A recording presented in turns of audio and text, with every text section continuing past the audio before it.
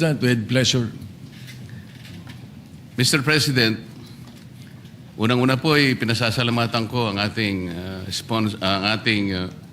Senate President sa paglalahad niya ng kanyang makulay na kasaysayan kung paano po pinasimulan ang kanyang inisyatibo para makatulong po sa pagsugpo ng droga sa ating bansa. Napaka-importante po talaga na ito po ay diretsahang mabaka po ng ating pamahalaan para sa ganun ito po ay mapuksa sa lalong madaling panahon.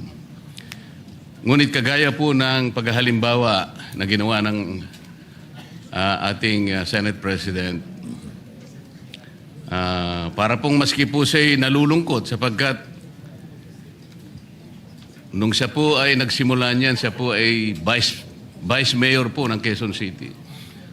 Pwede po bang maitanong, Mr. President, kung anong taon po yun? 1988, Your Honor.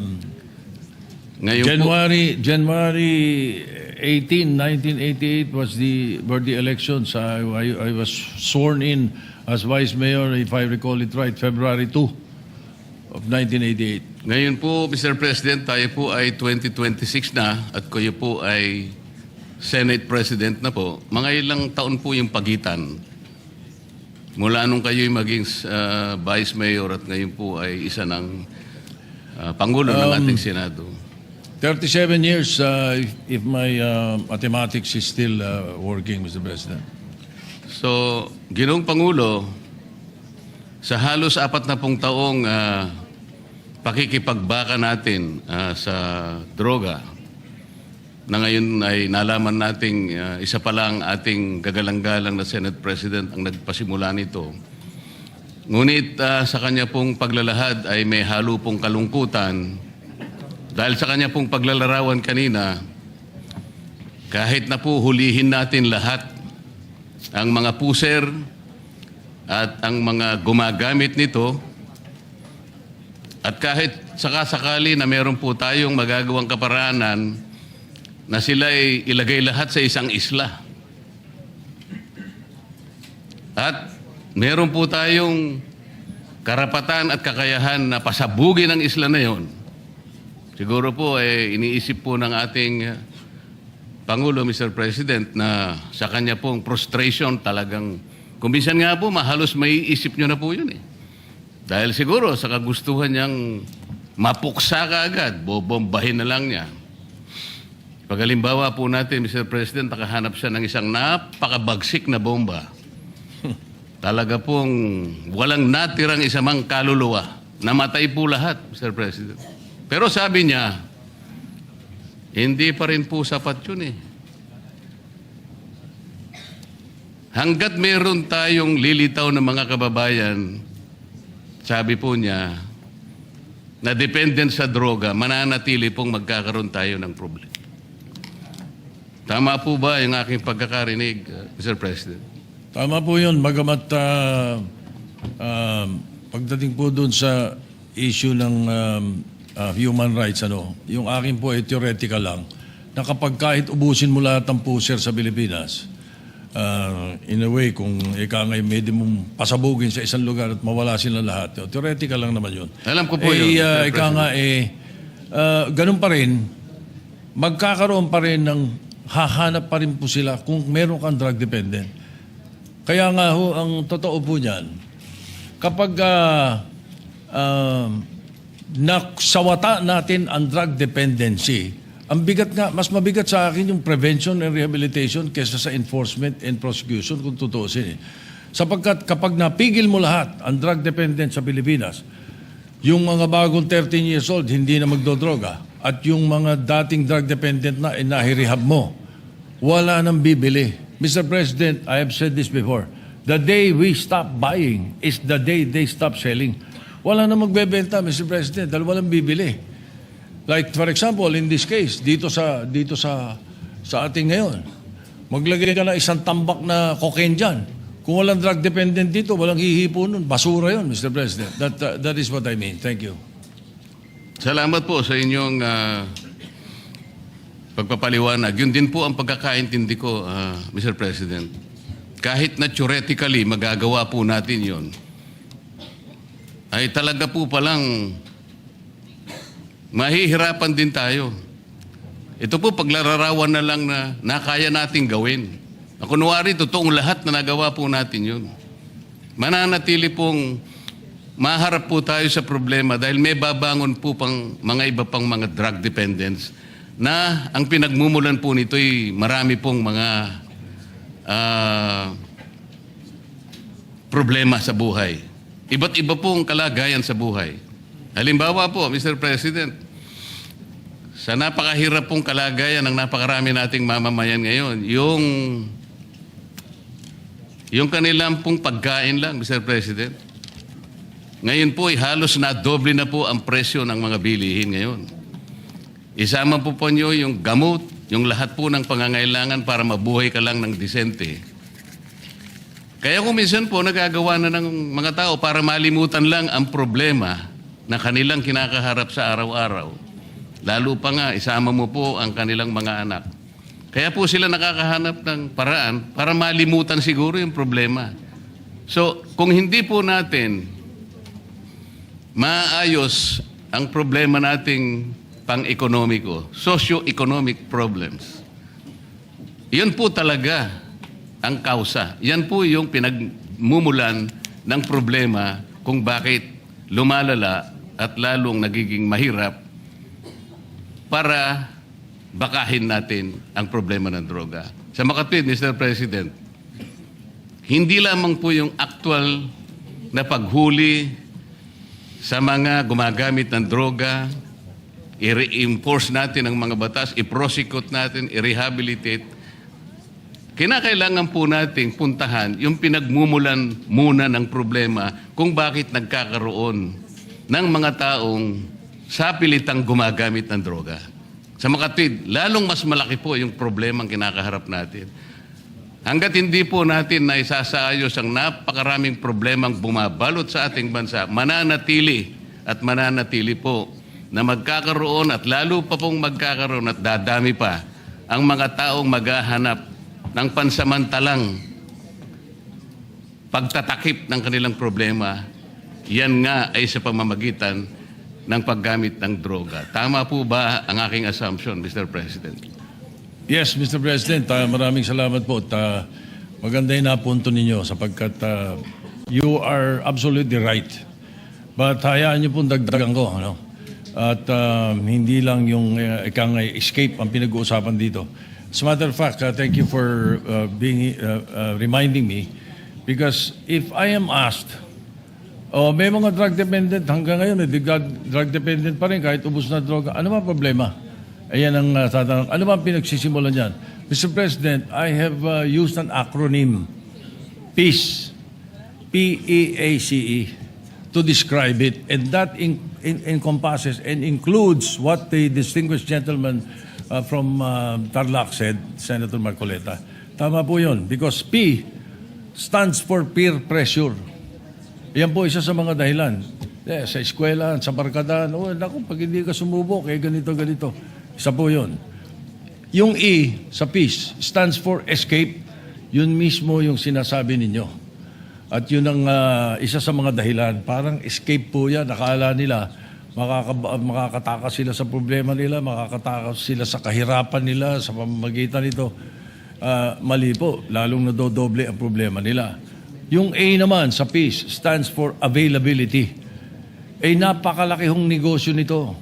Ito po, bilyon-bilyones na dolyares na negosyo ito. That's why these people, these drug lords, these drug pushers, especially high-level drug traffickers, will make it available in your streets, in your homes, in your schools, everywhere. They will make it available. At kukumbinsin kayo na sububok at malulung dito sapagkat negosyo po ito. It's a $1 trillion industry in the world. Yun naman pong C sa peace is curiosity. At yun ang pwede nating iwasan doon sa sinasabi kong prevention sa Drug Abuse Resistance Education Program ng mga kabataan. Curiosity po ang simula nung iba.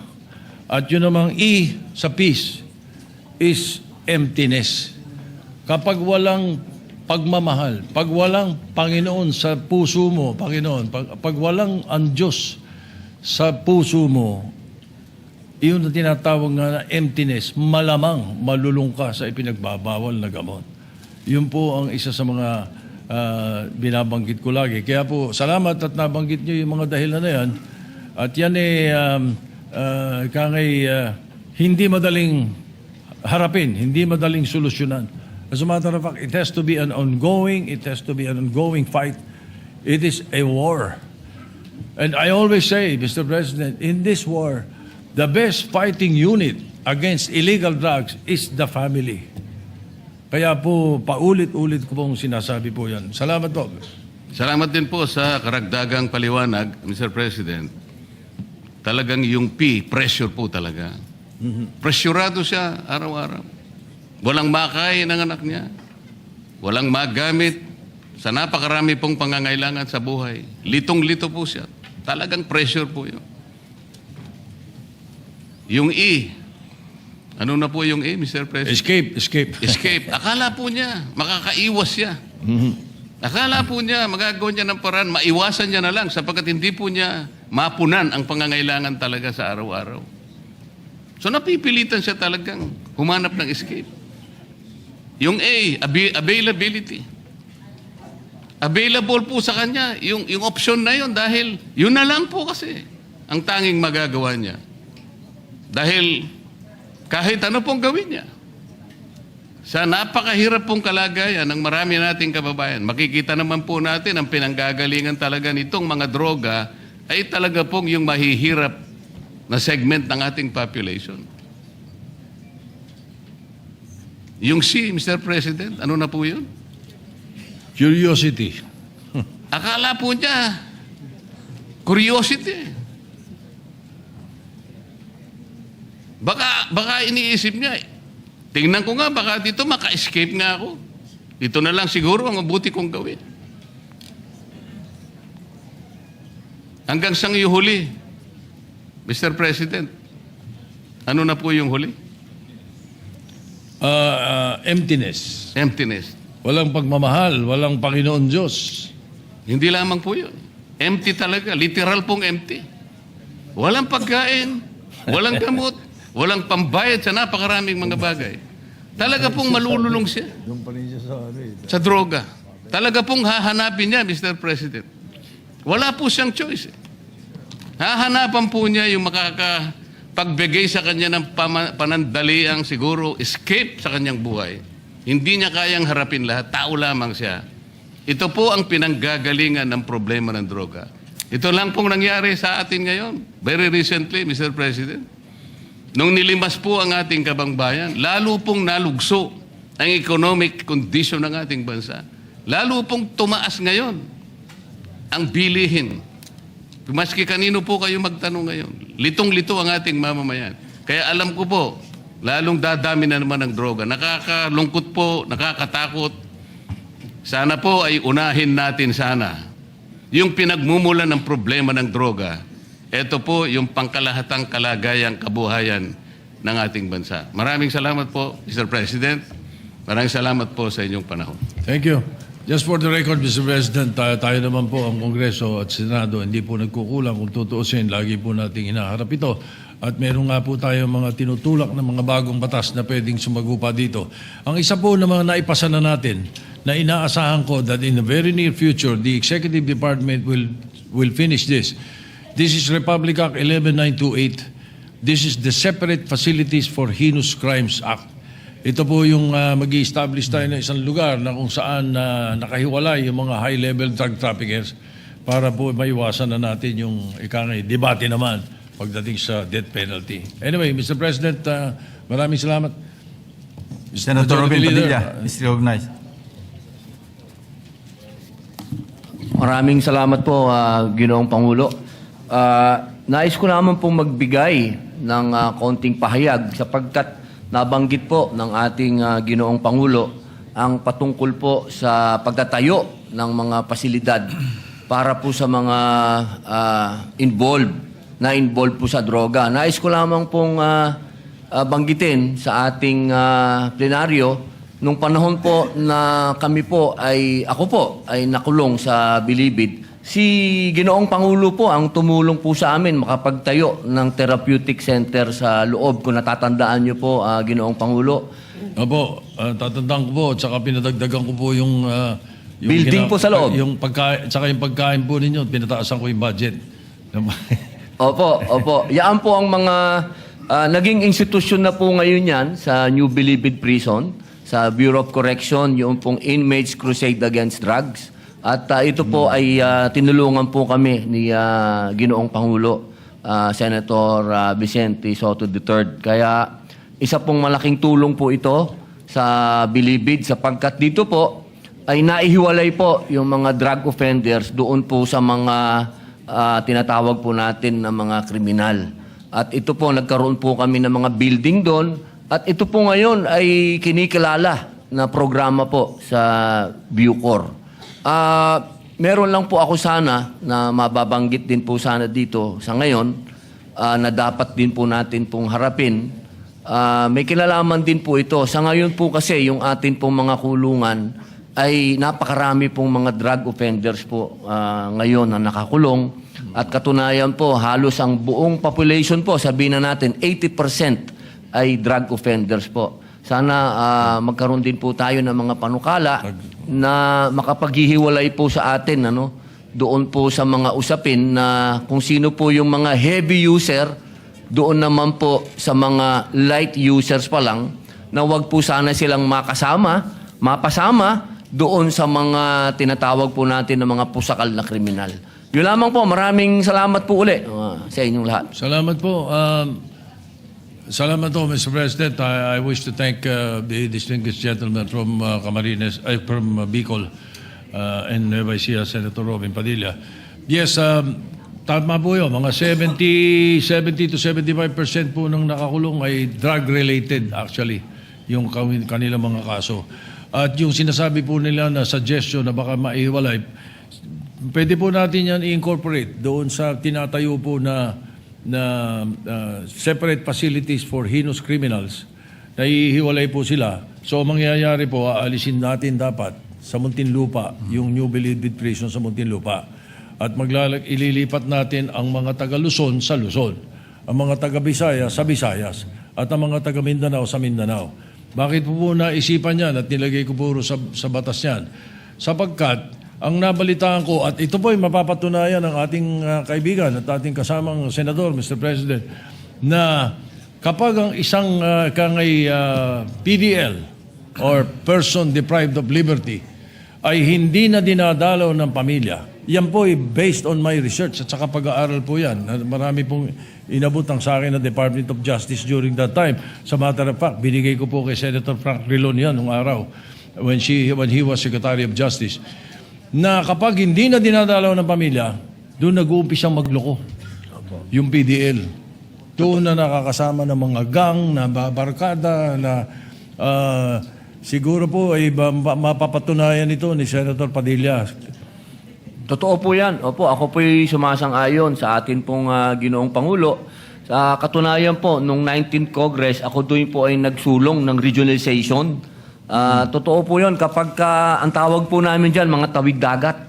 Kapag ang tawid dagat po ay hindi na nadalaw, eto na po, nagkakaroon na po ng mental health issues na po talaga. At nauuwi na po ito minsan sa pagiging buryong. Yun po ang tawag namin doon. Pag naburyong yan, ay pwede na po yan talaga minsan mag-amok o manaksak. Opo. Yan po yung mga talaga mga tunay na problema. At napakaganda pong marinig na ito po ay pag-uusapan po uli. At inshallah ay magkaroon po ng batas na maging regional na po talaga ang Bilibid. Sa ngayon po, ito'y nandoon na. It's a matter of the Executive Department executing it now. Kasi nga, tama yung binanggit nila. At nung sumasang-ayon siya sa sinabi namin, sumasang-ayon din po ako sa kwento niya. Sapagkat kapag ikaw ay, ang isang PDL ay taga Sultan Kudarat, paano kang bidalawin sa Muntinlupa? Baka once a year hindi ka madalaw noon. Lalo na kung ito'y kapos. Kapos. At karamihan sa ating mga kababayan doon ay kapos. So pag hindi na dinadalaw, yun ang nag-umpisa. So dali natin sila sa Mindanao, yung mga taga Mindanao. Taga Visayas sa Visayas. at yung mga taga Luzon sa Luzon. Ang mangyayari po niyan, at sineperate po natin yung mga loko, yung mga heinous criminals, sineperate natin yan. Yung Muntinlupa po, 324 hectares, tama ba? 324 hectares po yun. Ang laki pong ginhawa sa gobyerno to. Kung ito'y gagawin na lang natin, imbis na NBP, gagawin natin itong